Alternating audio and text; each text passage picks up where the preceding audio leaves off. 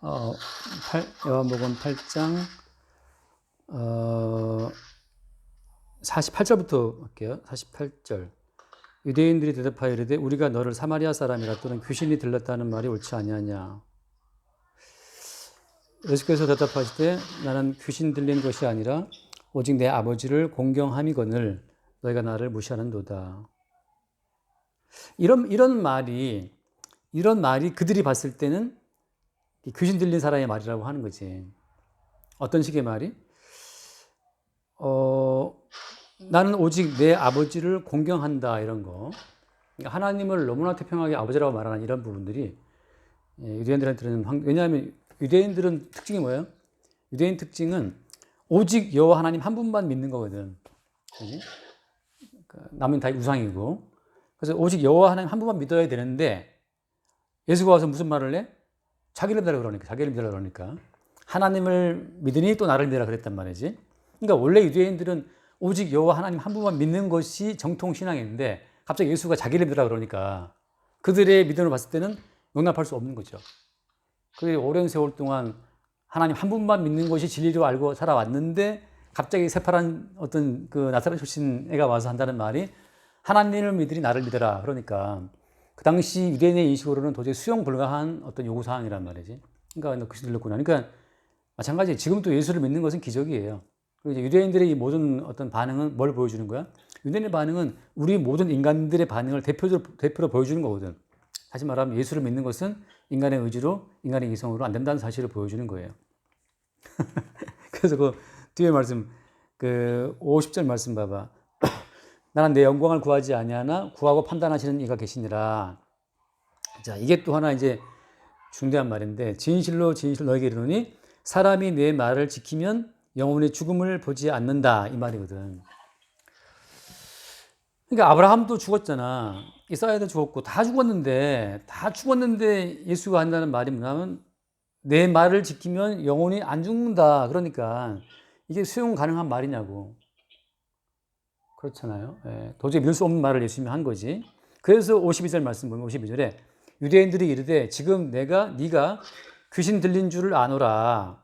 아브라함과 선지자들도 죽었거늘 네 말은 사람이 내 말을 지키면 영원히 죽음을 맛보지 아니하리라 하니. 그러니까 지금 당연한 말이잖아요. 유대인들의 반응이 사실 보편적인 모든 인간들의 반응을 대표로 보여주고 있는 거야. 아브라함도 죽었고 이사야도 죽었고 다 죽었는데 지금 네가 하는 말 들어보니까 네 말을 믿으면 안 죽는다 그러니까 영원히 죽지 않는다 그러는데 그 말을 어떻게 믿을 수 있냐. 그래서 그다음 그다음 말씀 너는 이미 죽은 우리 조상 아브라함보다 크냐. 또 선지자들도 죽었는데 너는 너를 누구라고 하느냐 이렇게 말할 때 예수님 답변이 뭐예요? 54절에 예수님 말씀하시기를 내가 내게 영광을 돌리면 내 영광이 아무것도 아니지만 내게 영광을 돌리시는 이는 내 아버지시니 곧 너희가 너희 하나님이라 칭하는 그이시라. 예수님이 지금 엉뚱한 말을 또 하시는 거지. 무슨 말을 하는 거야 갑자기? 내가 내게 영광 돌리는 것이 아니고 내게 영광을 돌리시는 이는 따로 계시. 그분이 하나님이다. 그러니까 하나님 아버지가 지금 영광을 내게 돌리고 있다. 그 말을 하고 있어요. 이게 말이 앞뒤가 안 맞는 말을 하고 있는 거지. 따라가기 힘든 말을 지금 하고 있는 거야. 괜찮아 지금? 오케이. 그러니까 아니 넌 누구냐 도대체? 넌 누구냐? 아브라함도 죽었는데 왜 네 말을 믿으면 안 죽는다 말하느냐 이렇게 말하니까 답변이 뭐야? 답변이 하나님 아버지가 내게 영광을 돌리고 있다. 네? 내게 영광을 돌리시는 이는 내 아버지시니 그렇게 말하니까 너희들이 믿는 그 하나님이 나에게 영광을 주었다라고 하는 거니까 더욱더 오리무중 알 수 없는 말을 하고 있는 거죠. 그러니까 이 말은 그냥 예수님 믿기를 포기하라 그 말이야. 너희들이 뭘 어떻게 예수를 믿는다 말할 수 있느냐. 그러니까 도저히 예수를 믿을래야 믿을 수 없는 논리를 펼치고 있는 그 예수를 인간들은 이성적으로 믿을 수 없다는 사실을 지금 예수님이 보여주고 있는 거거든. 이거 뭐 논리적으로 말도 안 되고 황당한 말을 하고 있는 거예요. 그래서 그 다음 말씀 마찬가지야 또. 너희는 그를 알지 못하되 나는 아노니 만일 내가 알지 못한다 하면 나도 너희 같이 거짓말쟁이가 되리라. 나는 그를 알고 또 그의 말씀을 지키노라. 그러면서 이제 그 중요한 말을 해요. 너희 조상 아브라함은 나이 때 볼 것을 즐거워하다가 보고 기뻐했다. 이 말이 이제 결장타를 먹인 거지. 조상 아브라함이 나이 때 볼 것을 기뻐하다가 보고 뭐였지? 보고 기뻐했다 그러거든. 아브라함이 언제 예수를 봤지? 자, 여기서 이제 우리가 알고 있는 역사적인 시간하고 계시의 그 시간이 다르다는 사실을 우리가 이제 인식을 해야 돼요. 다시 말하면 역사적인 시간은 현재에서 과거로 갈 수가 없잖아요. 역사적인 어떤 시간표 속에서는 현재에서 갑자기 미래로 갈 수도 없어. 근데 이 2차원적인 평면적인 세계 가운데에서 3차원의 세계에 속한 부분이 어디든지 간에 이렇게 내리 찍을 수 있는 것처럼 계시의 시간표가 역사의 시간 속에 찾아오게 되면 그 순간 어때? 그 순간 거기서 그들은 계시의 시간 속에서 계시의 주인공을 볼 수가 있는 거죠. 가끔 내가 그런 비유를 들잖아. 그 빵 속에 어떤 그 잼을 삽입할 때 빵 옆구리를 뚫어서 그 속에 어떤 잼을 짜 넣는 것처럼 역사적인 시간표 속에 계시의 시간이 딱 구멍을 뚫고 쳐들어오게 되면 거기에 계시의 어떤 영역이 생겨나는 거라고. 마치 풍선에 바람을 불면 풍선 속에 공기가 들어가서 풍선 바깥과 안에 공기가 차단되는 것처럼 보기 똑같은 어떤 역사적인 공간이지만 시간이지만 거기에 계시의 어떤 시간표가 오게 되면은 나와 너의 시간을 분리한다고 하는 거. 그래서 아브라함 같은 경우에 예수 그리스도를 봤다는 거지. 봤다는 말이 뭘까 구체적으로? 아브라함이 예수님의 그 때 볼 것을 즐거워하다가 보고 기뻐했다 그러잖아. 어떻게 아브라함은 예수님의 때를 봤을까? 예수님의 때를 봤다는 것은 아브라함 인생 가운데에서 구체적으로 어떻게 설명할 수 있을까요? 아브라함은 언제 예수님의 때를 봤지? 이런 거지. 아브라함은 이삭을 낳았잖아요. 그죠? 이삭은 야곱을 낳고. 근데 아브라함이 이삭을 낳고 야곱을 낳고 하는 그 아브라함이 이삭을 낳게 된 그 목적은 뭐지? 왜 아브라함은 이삭을 낳았을까? 여기서 첫 번째, 아브라함은 처음부터 이삭을 낳으려고 했어요? 아니잖아요. 그지? 원래 아브라함은 이스마엘이나 살기를 바란다고 말하는 사람이었단 말이지. 그전에는 다메스 사람 엘리에셀이나 그 양자 사물라 했었고. 그러니까 아브라함의 의식 가운데에는 이삭이라는 아들이 없어.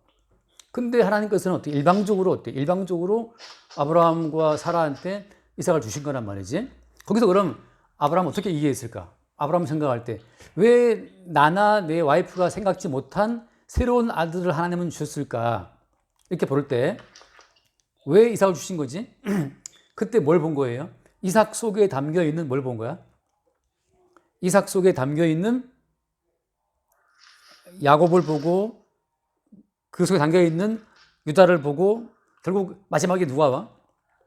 마지막에 예수가 오실 때까지 다시 말해 이삭 속에 담겨 있는 예수 그리스도를 본 거지. 그게 이제 말하자면 하나님과 아브라함 사이에서 아브라함아 이스마엘 추방시키고 내가 너에게 아들을 줄게라고 할 때 하나님 왜 내가 기대하지 않고 원하지 않는 아들을 주려고 하십니까? 도대체 뭐 때문에 내가 원치 않는 아들을 굳이 주시려고 그러는 거죠? 라고 물어보게 되면 하나님 뜻은 뭐였어? 아브라함아 난 네가 원하는 아들을 주려고 내가 역사하는 것이 아니고 난 너를 통해서 네 속에다가 나는 내가 앞으로 보낼 예수 그리스도를 담기 위해서 내가 너와 사라를 사용한다고 하는 거지. 그래서 아브라함은 이삭 속에서 뭘 본 거냐면 장차 오시게 될 예수 그리스도를 본 거죠. 그러니까 역사적으로 이어지는 시간표를 주님이 사라의 태를 죽임으로써 역사적으로 이어지는 시간표를 일단 끊어놨어. 끊고 나서 거기에다가 계시의 시간표를 딱 투입하니까 아브라함은 뭘 본 거예요? 계시의 시간표 속에서 이삭 속에 담기게 될 이삭 속에 담기게 될 예수 그리스도를 보게 된 거지. 그래서 이제 그때부터 아브라함은 그게 즐거운 거예요.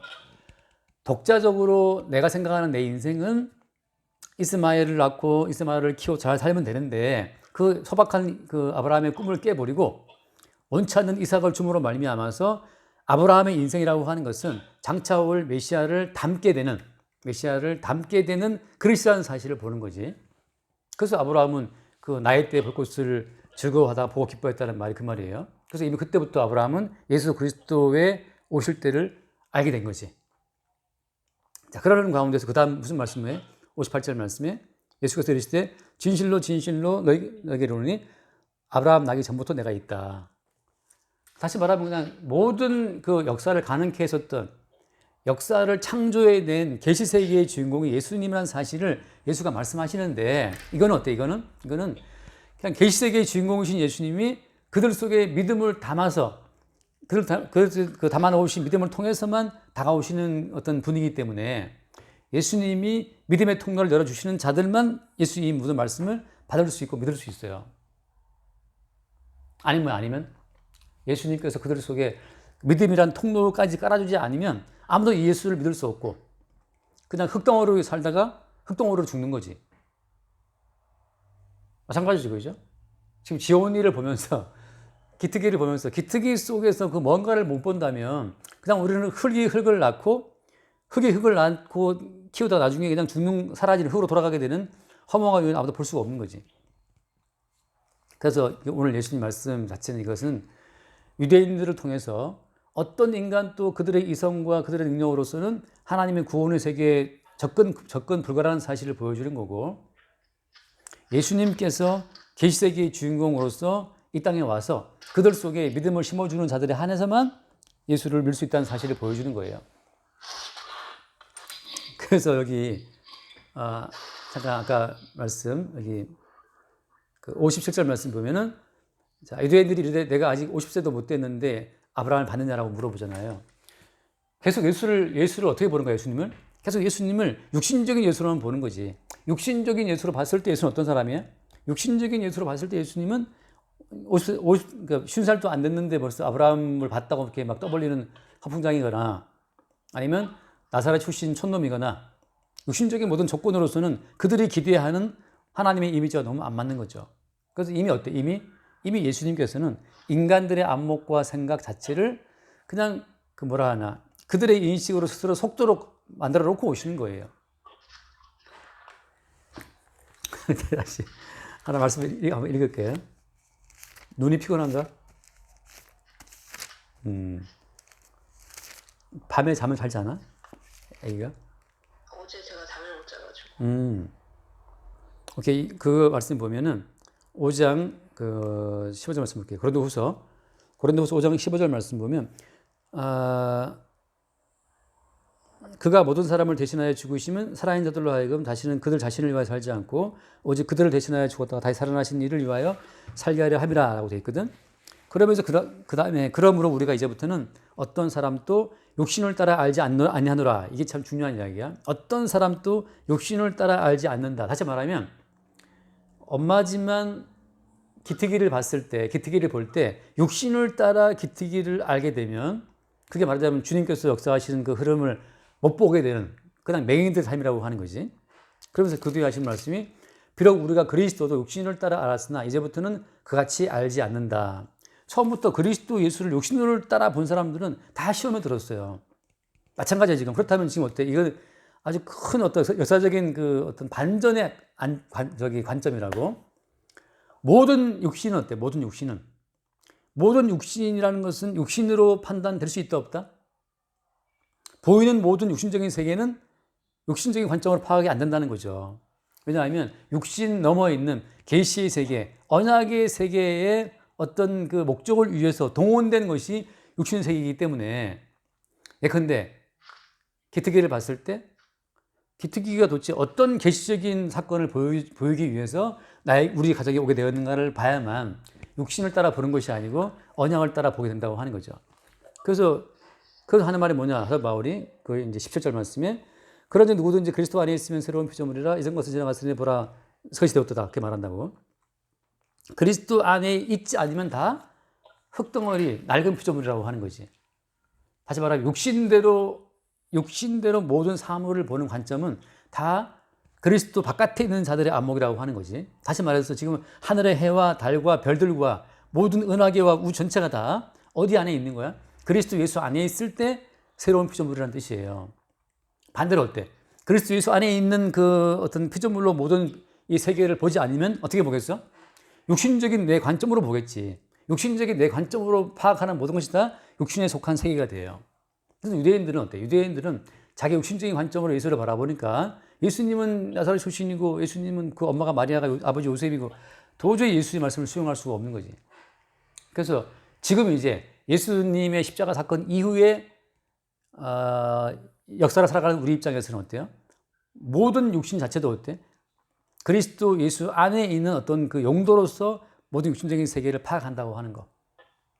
대한민국이라는 나라 마찬가지. 대한민국이라는 나라, 미국이라는 나라, 뭐 삼성이라고 하는 대기업, 뭐 조그만 회사, 또 아버지, 어머니 다 포함해서 모든 것이 다 그리스도 예수 안에 있는 어떤 기능으로 동원된 세계로 파악할 때, 그때 이제 그리스도 예수 안에서 모든 피조물이, 모든 사물들이 다 어떤 제 가치와 의미를 드러낸다고 하는 거죠. 그게 없으면 내 중심의 관점으로 보기 때문에 육신적인 한계성 속에서 모든 사물의 의미는 다 그 진짜 의미를 감추게 돼요. 그래서 유대인, 지금 돌아와서 마칠게요. 돌아와서 요한복음 돌아와서 보면, 그래서 결국은 이 59절 말씀에 그 말을 하거든. 그들이 돌을 들어 치려하거늘 예수께서 숨어 성전에서 나가시니라. 결국은 예수님을 돌로 쳐서 죽이려고 하는 그 어떤 육신적인 그 본질을 보여주는 거예요. 다시 말해서 육신에 속한 사람들은 절대적으로 예수를 알 수도 없고 믿을 수도 없고 예수를 죽이려고 한다고 하는 거. 자, 그래서 사람들이 믿기에 수월한 예수는 다 육신적으로 해석된 예수예요. 아무튼 이 사람들은 아브라함 나기 전부터 계신다라고 당당히 말하는 그 예수 그리스도를 그들의 육신적인 안목으로는 도저히 수용할 수가 없다고. 마찬가지로 어때요? 육신적인 안목을 가진 사람들은 도저히 하나님을 아버지라고 부르면서 하나님 아버지가 영광을 다 맡겠다라고 하는 예수의 말씀을 도저히 들을 수가 없지. 그런 상황으로 가는 거지. 그래서 육신적으로 파악되는 예수 그리스도는 전부 다 사실은 다 어때요? 육신적으로 변화된, 이미 변질된 다른 예수라고 하는 거지. 근데 진짜 예수는 오히려 우리가 육신 가운데 있다는 사실을 들춰내면서 오시는 분이기 때문에 오히려 불가능한 예수로 다가온다고 하는 거죠. 돌을 들어 치고 싶은 예수로 온다는 거지. 그러니까 여기서 이제 돌을 들어서 진짜 예수를 칠 것이냐, 아니면 그 예수에 의해서 육신에 속한 자기의 정체성을 고백하고 나는 육신에 속한 자라는 사실을 주님 앞에 시인함으로써 십자가 사건을 유발한 어떤 주체로서 자신의 존재를 볼 것이냐. 그래서 예수님의 용서의 은총을 입어야 되는 어떤 죄인의 모습으로 나를 볼 것이냐 하는 것이 갈라지게 되죠. 그래서 유대인들의 이 모든 반응은 육신에 속한 모든 인간들의 어떤 반응을 대표적으로 보여주고 있는 것이고, 그 결론은 뭐냐? 결론은 그 누구도 육신적인 안목으로는 예수님을 믿을래야 믿을 수가 없는 그 어떤 대척점으로 예수님께서 말씀한다고 하는 거지. 그러니까 어때요? 우리도 마찬가지로 우리도 이해할 수 없고 받아들일 수 없는 예수로서를 전파해야 되는 거지. 이해할 수 있고 받아들일 수 있는 육신적인 예수로 어떤 변질된 예수를 증거하게 되면 그냥 똑같아요. 유대교처럼 타락한 하나의 종교를 만들어내는 거죠. 그래서 성령께서는 항상 우리로 하여금 뭘 증거하게 해요? 그것이 십자가에 못 박혀 죽으신 예수를 증거하게 한단 말이죠. 십자가에 못 박혀 죽으신 예수라고 하는 것은 살기를 바라는 모든 인간들에게 있어서는 수용할 수 없는 메시아가 되는 거예요. 그래서 유대인들에게는 거리끼는 것이고 헬라인들에게는 미련한 거지. 십자가에 죽었다라고 하는 그 구원자는. 구원자가 왜 못 박혀 죽냐고. 그거 이해할 수 없어요. 우리는 살기를 바라니까. 그래서 어때? 우리는 항상 못 박혀 죽으신 예수를 전파한다고. 그것만이 육신적인 자들을 분리시키는 기준이 되기 때문에. 그래서 그 누구도 스스로 예수를 믿을 수 없고 십자가에 죽고 부활하신 예수님만이 육신적인 그들의 한계를 깨고 예수를 믿게 하신다고 하는 거지. 여기까지 할게요. 기도할까? 기도할 수 있겠어? 하나님 아버지, 오늘도 이렇게 말씀을 듣게 하신 은혜 감사합니다. 주님, 믿음이 저희로부터 시작되는 것이 아니니 주께서 항상 우리를 믿을 수 있는 기분 인도해 주세요. 아멘. 우리 주 예수 그리스도 이름으로 드렸습니다. 아멘. 주님이 유대인들의 이해를 구하지 아니하시고 그냥 계시의 세계, 언약의 세계를 그대로 선포하시는 것처럼 사람들이 믿을 수 없는 예수로 나타나신 것을 우리가 봅니다. 이처럼 우리도 믿을 수 없는 예수님을 나타내고 증거함으로 말미암아 주님이 친히 구원하시고 주님이 친히 죄를 용서하시는 그 역사를 새롭게 보게 하여 주옵소서. 우리 주 예수 이름으로 기도드립니다. 아멘. 끝낼게요.